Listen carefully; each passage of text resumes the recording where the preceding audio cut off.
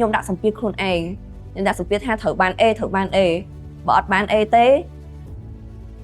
អត់គប្បីចំពោះខ្លួនឯងគ្រូចឹងទៅខ្ញុំក៏ដាក់សម្ពាធខ្លួនឯងខ្លាំងពេកហើយពេលខ្លះសម្ពាធហ្នឹងវាប៉ះពាល់ផ្លូវចិត្តដែរគ្រូខ្ញុំជាសិស្សខ្សោយខ្ញុំហ៊ានអត់សូវចាប់បានប៉ុន្តែខ្ញុំនៅតែបន្ត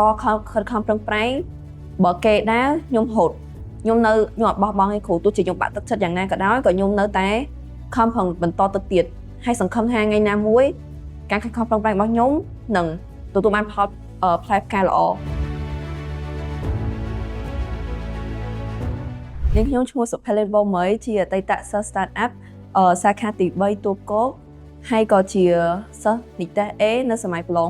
2025តាមពីថ្នាក់ខមកខ្ញុំគឺជាសិស្សម្នាក់ដែលមកជុំមិនប៉កែហើយក៏មិនខ្សោយដែរប៉ុន្តែខ្ញុំខំប្រឹងគ្រូខំប្រឹងដោយសារអីក្តីសម័យខ្ញុំចង់ខ្លាចជាសិស្សប៉កែមានមុខមានមាត់ហើយធ្វើឲ្យម៉ាក់ប៉ាគាត់ proud ដែរគ្រូប៉ុន្តែទោះជាខ្ញុំខំប្រឹងយ៉ាងណាក៏វាអត់ដល់គោលដៅពេលចូលទី12ហ្នឹងខ្ញុំក៏នៅតែជាសិស្សខ្សោយដែរតាមឆ្នាំទី12ហ្នឹងខ្ញុំសួរខ្លួនឯងថាចេះខ្ញុំមានពីរផ្លូវត្រូវដើរមួយគឺខំប្រឹងហ៊ានអីខ្លាំងយក A ឲ្យបានពីរគឺខ្ញុំសប្បាយដោយសារអីឆ្នាំទី12ហ្នឹងគឺជាឆ្នាំមួយដែលឆ្នាំចុងក្រោយនៃជីវិតវិទ្យាល័យគ្រូចឹងទៅជាឆ្នាំដែលសប្បាយជាងគេហើយក៏ជាឆ្នាំដែលយើងអត់គួរណាមើលរំលងណាគ្រូប៉ុន្តែទី12ហ្នឹងក៏ជាឆ្នាំមួយដែលយើងត្រូវខំប្រឹងហ៊ានខ្លាំងដែរបើយើងចង់បាននីតិ A អាពេលហ្នឹងខ្ញុំថាខ្ញុំចង់យកសបាយដោយសារអីខ្ញុំហ៊ានរំពឹងយកអាផ្លូវមួយទៀតឯគ្រូដោយសារខ្ញុំគិតថាខ្ញុំអត់អាចបាននីតិ A គេគ្រូវា impossible សម្រាប់ខ្ញុំណាវាអាចទៅរួចប៉ុន្តែខ្ញុំគិតចោះគិតឡើងខ្ញុំ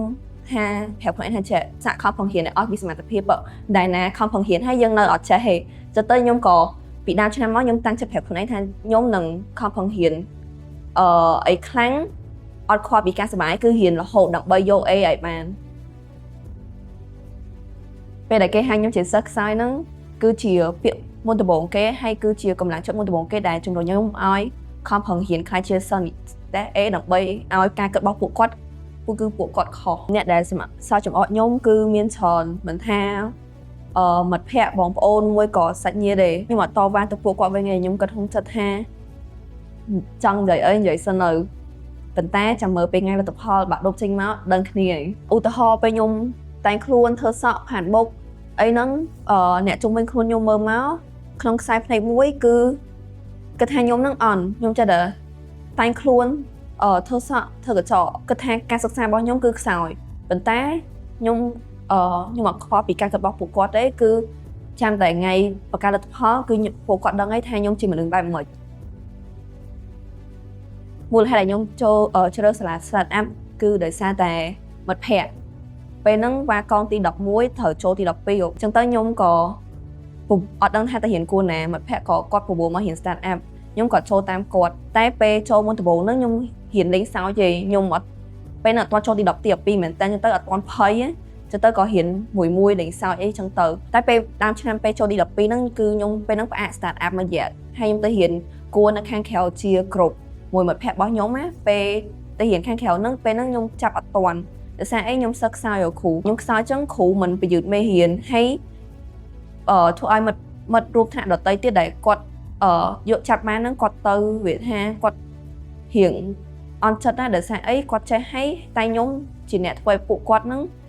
យឺតយ៉ាវរឿងក្នុងការរៀនសូត្ររបស់គាត់ចឹងទៅខ្ញុំក៏ឈប់រៀននៅខាងក្រៅខ្ញុំក៏មកចូល Startup ម្ដងទៀតហើយពេលហ្នឹងបានខ្ញុំ improve ដោយសារអីមានលោកគ្រូអ្នកគ្រូគាត់ជួយពីដើមឡើយខ្ញុំសម័យដែរថាថ្ងៃណាមួយខ្ញុំនឹងចង់ខ្លាចជាសិស្សប៉កែប៉ុន្តែខំយ៉ាងណាក៏វានៅតែខ្ញុំនៅតែជាសិស្សមធ្យមអត់ប៉កែដូចប៉កែខ្លាំងដូចសិស្សប៉កែហ្មងតែពេលខ្ញុំចូល Startup ហើយខ្ញុំរៀនបានមួយរយៈទៅខ្ញុំមានអារម្មណ៍ថាចំរៀនចាស់ដែរតាចឹងទៅក៏ខ្ញុំខំប្រឹងរៀនទៅហើយមានការជួយពីលោកគ្រូអ្នកគ្រូទៀតពេលខ្ញុំខុសកន្លែងណាពួកគាត់កែតម្រូវខ្ញុំហើយខ្ញុំក៏ខំប្រឹងរៀនខ្ញុំក៏ខំគ្រូក៏ខំជួយអញ្ចឹងយូរទៅខ្ញុំខ្លាចជាសិស្សប៉កែមែនចំណុចចាប់ផ្ដើមដែលធ្វើខ្ញុំកែប្រែក្នុងការសិក្សាគឺដោយសារតែពេលដើមទីឆ្នាំទី12ហ្នឹងខ្ញុំគិតទៅដល់ម៉ាក់ប៉ា ដោយសារអីកន្លងមកខ្ញុំអត់ដែលបានយកលទ្ធផលល្អពីសាលាទៅឲ្យម៉ាក់ប៉ាគាត់សប្បាយចិត្តទេខ្ញុំតែងតែរៀនអត់សូវបានល្អដូចគេហើយមិត្តភក្តិគាត់តែងតែអួតរហូតថាកូនខ្ញុំរៀនមកលេខ1អញ្ចឹងលេខ1អញ្ចឹងណាហើយខ្ញុំអត់ដែលបានឲ្យម៉ាក់ប៉ាមានកូនជាសិស្សរៀនមកលេខ1អីចឹងណាគ្រូខ្ញុំក៏គិតថាឆ្នាំទី12ហ្នឹងមួយឆ្នាំហ្នឹងខ្ញុំនឹងបោះចោលអ្វីៗគ្រប់យ៉ាងហើយខ្ញុំ focus លើការរៀនដើម្បីម៉ាក់ប៉ាខ្ញុំឲ្យគាត់មានកិត្តិយសមានគេឈ្មោះម្ដង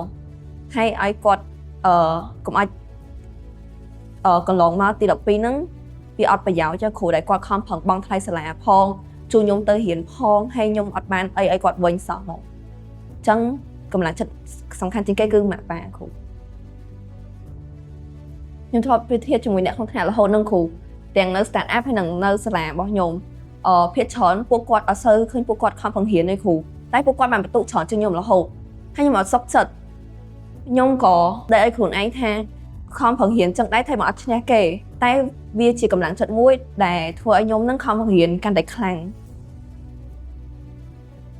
រំភើបវាតិចប៉ុន្តែយងវាច្រើនខ្ញុំអាសាយំភាគច្រើនមកទឹកអីយ៉ាងណាក៏ម្ដងពីរដងដែរបើមិនយំដាក់គ្រូទេយំខំបន្ទប់ទឹកម្នាក់ឯងវាថាវាពេលរៀនហ្នឹងវា stress ហាគ្រូហើយវាខ្ញុំដាក់សម្ពាធខ្លួនឯងខ្ញុំដាក់សម្ពាធថាត្រូវបាន A ត្រូវបាន A បើអត់បាន A ទេអត់គប្បីចំពោះខ្លួនឯងគ្រូអញ្ចឹងទៅខ្ញុំក៏ដាក់សម្ពាធខ្លួនឯងខ្លាំងពេកហើយពេលខ្លះសម្ពាធហ្នឹងវា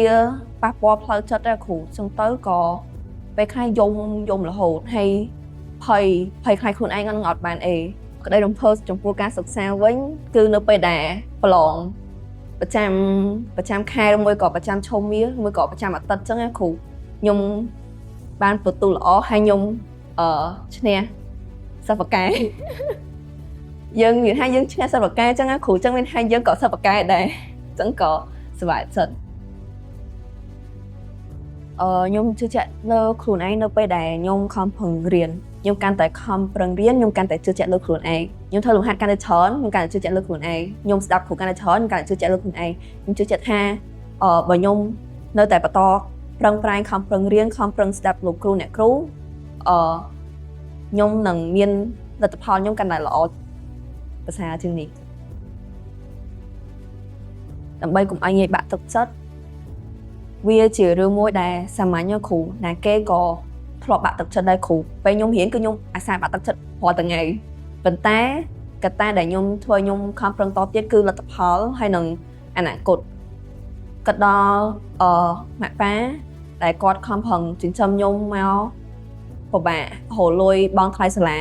ហើយជួយខ្ញុំមករៀនឆ្លៀតពេលជួយខ្ញុំមករៀនទាំងសៅរ៍អាទិត្យហើយខ្ញុំត្រូវតែខំប្រឹងដើម្បីពួកគាត់ខ្ញុំគិតរហូតថាចាំបាក់ទឹកចិត្តក៏បាក់ទឹកចិត្តទៅប៉ុន្តែកុំបោះបង់ត្រូវតែបន្តខំប្រឹងតទៅទៀតអ្នកដែលជាកម្លាំងចិត្តដែលជួយជំរុញខ្ញុំឲ្យទៅបន្តទៀតគឺ hater អ្នកដែលស្អប់ខ្ញុំគឺគាត់មើលងាយខ្ញុំពីមុនមកគឺខ្ញុំនឹងគាត់ក្នុងចិត្តខ្លួនឯងរហូតថាអត់អាចបោះបង់ទេបើខ្ញុំបោះបង់ឥឡូវគេនឹងមើលងាយខ្ញុំគេនឹងសើចដាក់ខ្ញុំគេនឹងមើលខ្ញុំថាខ្ញុំជាមនុស្សអន់អញ្ចឹងទៅខ្ញុំត្រូវតែខំបង្រៀនឲ្យខ្លាំងដើម្បីឈ្នះគាត់ដើម្បី proof ទៅគាត់ថាគាត់គិតអញ្ចឹងគឺខុសចំពោះខ្ញុំហើយចុងក្រោយគឺខ្ញុំឈ្នះគាត់មែនខ្ញុំបាននីតិ A ហើយពួកគាត់អត់បាននីតិ A ខ្ញុំរៀនចប់គ្នារហូតពីព្រឹកទៅមកដល់យប់គឺខ្ញុំរៀនចប់គ្នារហូតហើយមុខវិជ្ជាណាដែលខ្ញុំអត់ចេះគឺខ្ញុំ focus លើអាហ្នឹងមួយថ្ងៃហ្នឹងគឺខ្ញុំ focus លើហ្នឹងរហូតដល់ខ្ញុំចេះមុខវិជ្ជាហ្នឹងច្បាស់លាស់ហើយបានខ្ញុំរៀនមុខវិជ្ជាផ្សេងទៀតពេលក្នុងថ្នាក់អញ្ចឹងឯងពេលតនេហ្នឹងខ្ញុំអត់យកពេលលេងឯងគឺខ្ញុំយកពេលរៀនធ្វើលំហាត់របស់ start up ដែលលំហាត់របស់ start up ដែលគ្រូដាក់មកជា homework ឬមួយក៏បើខ្ញុំអត់មាន homework ទេខ្ញុំយកលំហាត់ដែលខ្ញុំរៀនហើយដែលខ្ញុំអត់ច្បាស់ខ្ញុំយកមកសរសេរម្ដងទៀតហើយថ្ងៃឡើងពេលចប់ពីសាលាឯកជនហើយខ្ញុំមក start up គឺខ្ញុំធ្វើលំហាត់របស់ start up តរហូតពេលទៅដល់ផ្ទះវិញខ្ញុំធ្វើកិច្ចការសាលាហើយពេលសល់មកគឺខ្ញុំធ្វើរៀនធ្វើលំហាត់ឬមួយក៏ទិញមេរៀនហើយបើឧទាហរណ៍ពេលញ៉ាំបាយអញ្ចឹងគឺខ្ញុំស្ដាប់រឿងគេនិយាយរឿងអក្សរសិល្ប៍អីគេអញ្ចឹងណាគ្រូដើម្បីឲ្យតែសេចក្តីខ្ញុំ កាន់តែច្បាស់វិធីដែលខ្ញុំប្រើដើម្បីចាំមេរៀនបានល្អគឺការយកមេរៀនដោយសារអីការពីដើមឆ្នាំខ្ញុំអត់យល់ពាក្យ search bar recommend ឲ្យយកមេរៀនធ្វើអីទេដោយសារអីវាពិបាកអត់យកវាអត់មានអត្ថន័យចំពោះខ្ញុំសោះហ្មងគ្រូចឹងទៅខ្ញុំធ្វើតាមធ្វើវាថាធ្វើចំណាំដៃយកហ្មងគ្រូតែពេលធ្វើចំណាំដៃយូរទៅបាទខ្ញុំយល់ការរៀនរបស់ខ្ញុំគឺស្រួលហើយយល់ហើយឆាប់បានហើយពេលបន្តិចយកហ្មងទាំងដែលខ្ញុំអត់យកមេរៀនហ្នឹងធ្វើឲ្យខ្ញុំបន្តិចហើយផ្លេចពេលហ្នឹងខ្ញុំប្រើពេលមួយថ្ងៃពីព្រឹកទល់ល្ងាចបន្តិចមេរៀនទាំងដែលខ្ញុំអត់យល់ណាល្ងាចឡើងពេលខ្ញុំសួរខ្លួនឯងវិញខ្ញុំអត់ចាំមេរៀនអត់យល់និយាយទៅផ្លេចអស់លេងប៉ុន្តែដល់ពេលបន្តិចផ្លេចរហូតចឹងខ្ញុំគិតថាបើខ្ញុំនៅតែបន្តរៀនចង់តទៀតគឺពិបាកអីគឺផ្លេចរហូតចឹងគឺអត់ល្អសម្រាប់ខ្ញុំទេខ្ញុំក៏ព្យាយាមយល់មេរៀនវិញពេលខ្ញុំយល់មេរៀនហើយខ្ញុំសូត្រយល់ហើយសូត្រខ្ញុំយល់ហើយសូត្រចឹងទៅ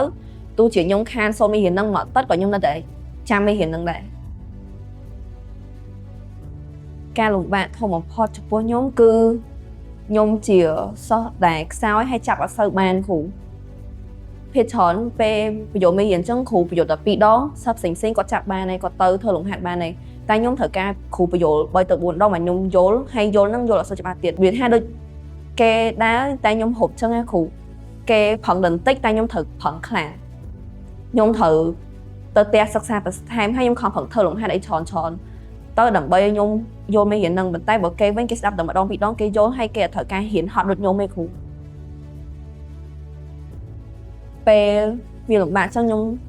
គាត់ថាបោះបង់ច្រើនដងគ្រូពេលខ្លះសឹងដល់រងថ្ងៃហើយវាទៅមុនពេលប្រឡងបាក់ដប់ 2-3 ថ្ងៃក៏ខ្ញុំគាត់ថាខ្ញុំបោះបង់ដែរខ្ញុំគាត់ថាខ្ញុំទៅអត់រួចខ្ញុំហត់ខ្ញុំអត់អាចបន្តទៅមុខវា impossible សម្រាប់ខ្ញុំក្នុងការជំនះនឹងឲ្យបានណាប៉ុន្តែខ្ញុំគិតថាទោះជាខ្ញុំគិតចឹងគិតឲ្យខ្ញុំត្រូវប្រឹងអស់ពីសមត្ថភាពទោះជាលទ្ធផលវាយ៉ាងម៉េចក៏ខ្ញុំដឹងថាខ្ញុំប្រឹងអស់ពីសមត្ថភាពរួចហើយអ្នកដែលខ្ញុំចែករំលែកបញ្ហារៀនហ្នឹងមាន2នាក់គឺម៉ាក់ខ្ញុំហើយនិងលោកគ្រូប្រចាំថ្នាក់ខ្ញុំមួយដំបូងម៉ាក់ខ្ញុំគឺពេលដែលគាត់យកខ្ញុំជិះពីរៀនចឹងខ្ញុំប្រាប់គាត់រហូតថាម៉ាក់អើយកូនលេចទឹកហើយកូនបាត់គោបាត់ទេអត់ធ្វើរបងហើយគាត់ប្រាប់ថាអើយបើលេចទឹកខំបង្ខែទឹកទៅបើបាត់គោខំធ្វើរបងវាថាគាត់និយាយលេងសើចមួយខ្ញុំរហូតគាត់និយាយធ្វើឲ្យកុំឲ្យខ្ញុំ stress ហើយគាត់ពេលជិះពីរៀនចឹងគាត់ជួយខ្ញុំទៅញ៉ាំអីហើយពេលខ្ញុំសូត្រមេរៀនចឹងខ្ញុំអត់ចូលចិត្តសូត្រម្នាក់ឯងទេគ្រូខ្ញុំសូត្រម្នាក់ឯងម្ដងថាសូត្រអត់ចាំតែខ្ញុំសូត្រហើយខ្ញុំសូត្រមានគ្នាខ្ញុំប្រាប់សូត្រទៅឲ្យពួកគាត់ស្ដាប់ចឹងទៅម៉ាក់ខ្ញុំសូត្រឲ្យគាត់ស្ដាប់រហូតប្រវត្តិហើយក៏ជីវៈឡើងដល់ថ្នាក់គាត់ចាំមេរៀនខ្ញុំមួយហ្នឹងហើយទី2គឺលោកគ្រូដែលនៅប្រចាំថ្នាក់ខ្ញុំជួបរហងៃម៉ោងកណិតម៉ោងរូបហ្នឹងពេលខ្ញុំចូលក្នុងថ្នាក់មួយដំបូងខ្ញុំប្រាប់គាត់ថាគ្រូមានរឿងចង់ប្រាប់គ្រូប្រាប់ថាឲ្យទៅចិត្តមនុស្សហ្នឹងចឹងទៅពួកគាត់ពេលខ្ញុំ stress ចឹងពួកគាត់តែងតែលេងសើចមួយខ្ញុំឲ្យខ្ញុំបដូរពី stress នឹងឲ្យរៀនទៅជាសប្បាយវិញណាហើយពួកគាត់ប្រាប់រហូតថារៀនមួយទៅយើងក៏សិស្សបកែយើងក៏ខ្លាំងដូចគេដែរកុំប្រៀបធៀបខ្លួនឯងមួយគេពេកពេលខ្លះខ្ញុំឆ្លប់ប្រាប់គាត់ថាបើខ្ញុំអត់បានអីទេគ្រូចាំទៅយកខ្ញុំពីស្ពានចូលច្បារហោះគំនិតសំខាន់នៃការរីកចម្រើនរបស់ខ្ញុំមាន3កត្តាគឺការខិតខំប្រឹងប្រែងរបស់ខ្ញុំការលើកទឹកចិត្តពីម៉ាក់ប៉ាហើយនិងការជួយជ្រោមជ្រែងពីលោកគ្រូអ្នកគ្រូ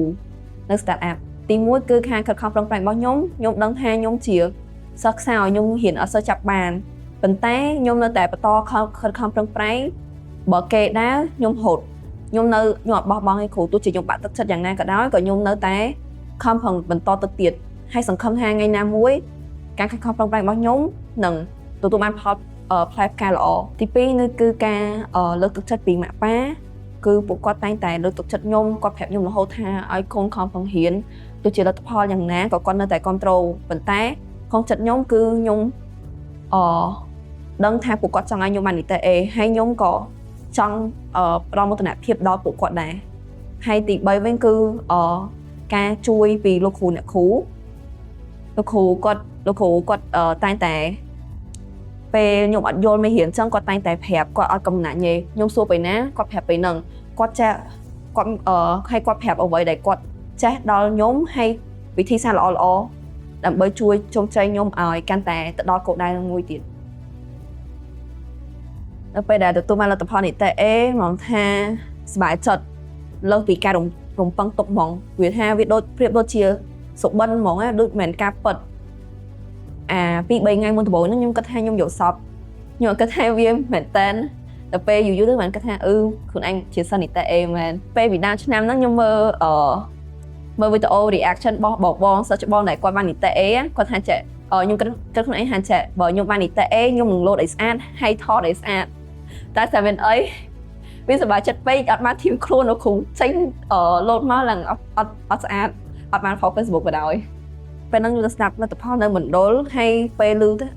ពេលដល់ឈ្មោះខ្ញុំភ្លាមខ្ញុំបែរដូចខ្ញុំឡើងឈប់ដែរអស់ហើយពេលគេប្រកាសមកថាខ្ញុំបាននីតិ A ហ្នឹងខ្ញុំគិតថាខ្លួនឯងស្ដាប់ច្រឡំស្មានគិតថាសម័យចង់បាន A ខ្លាំងពេកឡើងដល់ថ្នាក់គិតយកច្រឡំខំគ្រូក៏បានថាខ្លួនឯងនីតិ A អញ្ចឹងណាគ្រូពេលហ្នឹងក៏ហត់ទៅអោបម៉ាក់ហើយខ្ញុំមួយម៉ាក់ក៏យំទាំងពីរនាក់យំឲ្យស្រីផ្អើវិញមណ្ឌលហើយពេលជីឡានមកវិញហ្នឹងក៏ទេប្រាប់ប៉ាគាត់ថាខ្លួនឯងបាន B មែនខ្ញុំប្រាប់ថាខ្ញុំបាន A អញ្ចឹងគាត់ក៏និយាយឲ្យមកគាត់បិទទៅពេលខ្ញុំទេទៅគាត់ម្ដងទៀតខ្ញុំសួររងគាត់ថាប៉ាមានអារម្មណ៍មិនដែរពេលឮថាកូនបាន A គាត់ថាមុនដំបូងប៉ាស្មាននៅខ្លួនឯងស្ដាប់ច្រឡំតាការទទួលបានលទ្ធផលជោគជ័យហ្នឹងគឺជាលទ្ធផលបង្ហាញពីការខំប្រឹងរបស់ខ្ញុំពីដើមមកអត់មានណាគេគិតថាខ្ញុំនឹងបាននីតិ A គេគិតថាសង្ស័យជាប់ក៏ជាប់ផងខ្ញុំក៏ពេលបានលទ្ធផលចឹងទៅធ្វើឲ្យអ្នកជំនាញខ្លួនខ្ញុំគឺគាត់ភ្ញាក់ផ្អើលទាំងមិត្តភ័ក្តិសាច់ញាតិបងប្អូនហើយអ្នកផ្សេងគេមើលមកគេនឹកស្មានដល់ទាំងលោកគ្រូអ្នកគ្រូដែរការកែប្រែការសិក្សានឹងមានតម្លៃគឺខ្ញុំមានមោទនភាពចំពោះខ្លួនឯងដោយសារអីវាជាក្តីស្រមៃរបស់ខ្ញុំរហូតប៉ុន្តែខ្ញុំធ្វើអត់ដែរបានហ្នឹងប៉ុន្តែឥឡូវខ្ញុំធ្វើបានហើយចឹងទៅវាធ្វើឲ្យខ្ញុំមានមោទនភាពសម្រាប់ខ្លួនឯងហើយក៏មោទនភាពសម្រាប់ម៉ាក់ប៉ាដែរដែលជាកាដូមួយសម្រាប់ពួកគាត់ដែលពួកគាត់ខំប្រឹងចិញ្ចឹមខ្ញុំមកតាំងពីតូចមករហូតដល់គ្រូសម្រាប់សិស្សដែលខ្សោយមួយក៏សិស្សដែលកំពុងបាក់ទឹកចិត្តខ្ញុំមានសារតាមផ្ញើមួយចំនួនទៅពួកគាត់គឺកុំខ្វល់ពីអ្នកដទៃគេចង់និយាយអីនិយាយទៅហើយដឹងតែខ្លួនឯងណាគេក៏មានសមត្ថភាពអាចយកនីតិ A បានដែរឲ្យតែយើងខំប្រឹងអស់ពីសមត្ថភាពបើយើងបាក់ទឹកចិត្តក៏អត់អីដែរវាគ្រាន់តែជារឿងមួយដែល general ណាគេក៏ធ្លាប់ជួបប្រទះវាដែរហើយទោះជាបាក់ទឹកចិត្តមួយក៏ sad មួយក៏ depression យ៉ាងណា stress យ៉ាងណាក៏ប្រាប់ខ្លួនឯងថានឹងទៅមុខទៀតទៅរហូតឲ្យដល់គោលដៅពេលយើងដល់គោលដៅហើយបានលទ្ធផលដែលយើងចង់បានអានឹងគឺជាមោទនភាពមួយដែលធំចំពោះខ្លួនឯងហើយវានឹងនៅជាមួយយើងរហូតអស់មួយជីវិតការជ្រើសរើសសាលា Stand Up បានជួយដល់ខ្ញុំទាំងការសិក្សានិងបញ្ហាផ្ទាល់ខ្លួនដូចជាការសិក្សាពេលខ្ញុំចូលទី12មុនដំបូងគឺខ្ញុំអត់មានគ្រឹះពីមុនមកឯងទាំងគណិតរូបគីមីជីវៈខ្វះគ្រឹះទាំងអស់ពេលចូលដល់ Stand Up ចឹងទៅលោកគ្រូអ្នកគ្រូគាត់បរៀនគ្រឹះខ្ញុំសាថ្មីហើយបរៀនមេរៀនខ្ញុំមួយពីដើមរហូតដល់ចុងហ្មងអត់មានពេលខ្ញុំអត់តាមអត់ទាន់អីខ្ញុំគាត់ទៅលឿនមួយក៏ទៅចោលឯងគឺរៀនមួយច្បាស់មួយហើយបើបញ្ហាផ្លូវចិត្តវិញពេលដែលខ្ញុំ stress ពីការរៀនមួយក៏បាក់ទឹកចិត្តអីពួកគាត់តែងតែជួយផ្ដល់កម្លាំងចិត្តគាត់ប្រាប់ថាបើហត់សម្រាប់បានប៉ុន្តែកុំឈប់ហើយគាត់ជួយគាត់ប្រាប់ថាខ្ញុំនឹងយកនីតិ A យកនីតិ A បានកុំបាក់ទឹកចិត្តក៏តែបាក់ទឹកចិត្តបើអត់ទាន់ធ្វើផងមិនដឹងលទ្ធផលខ្ញុំសូមអរគុណដល់លោកគ្រូអ្នកគ្រូដែលបានព្រៀនខ្ញុំហើយសូមអរគុណដល់លោកគ្រូដែលបានជួយខ្ញុំហើយpatient មួយខ្ញុំរហូតដល់ខ្ញុំគ្រូបញ្យល់2ដងខ្ញុំចាប់អត់បានទាំង2ដងហើយគ្រូធ្វើនិយាយត្រែរហូតដល់ខ្ញុំយល់ហើយពេលខ្លះខ្ញុំចាប់អត់សូវបានអញ្ចឹងគ្រូត្រូវបញ្យល់2-3ដងពេលហ្នឹងគេចេញលេងអស់ហើយខ្ញុំនៅអត់យកមេរៀនអញ្ចឹងលោកគ្រូគាត់